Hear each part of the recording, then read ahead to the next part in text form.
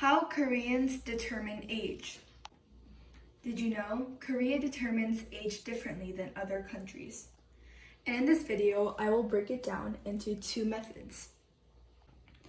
And I'll get started with method one, but before we get started, we have to understand the logic behind it.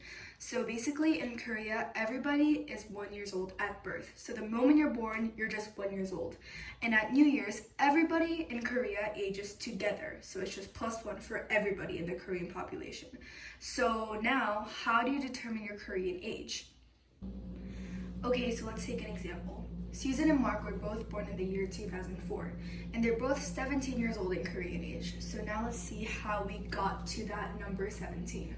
Right now, it's July. As we're filming this, it's July. And Susan's birthday was in March, and it's already over, so she already turned 16.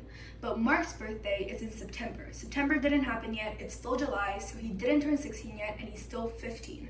So basically, Susan is already 16, and her birthday already passed. So she only needs to add +1 to her age to get to 17 Korean age.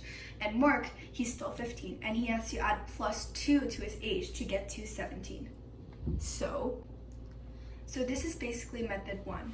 If your birthday passed already, then add +1 to get your Korean age, and if your birthday did not pass, add +2 to your Korean age. It's kind of simple, but okay, so method one is great and all, but it's kind of funky sometimes because there's always some exceptions, and it's overall kind of complicated, I guess. And some people, especially some older people, use the lunar calendar instead, which brings a whole new level of confusion into it. So that's why method two exists.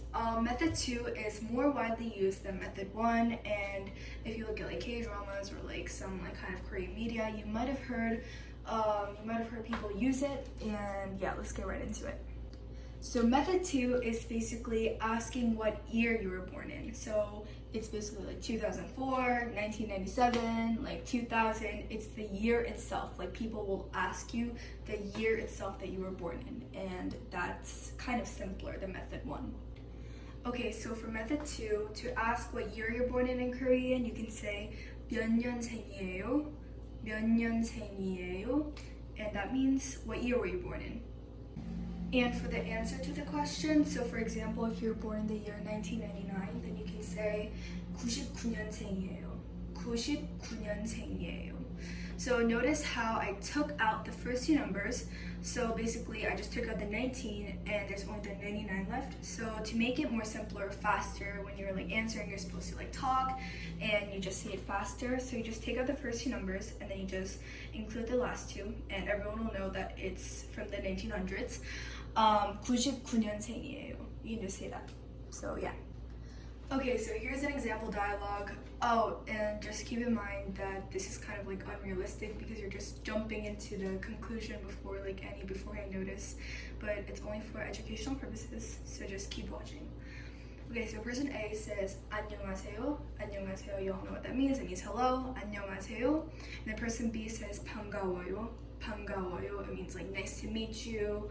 And person A replies with 몇 년생이에요? 몇 년생이에요? It's the question that we reviewed before. What year were you born in? And person B answers with 02년생이에요. 02년생이에요. And so here person B is saying that he was born in the year 2002, right?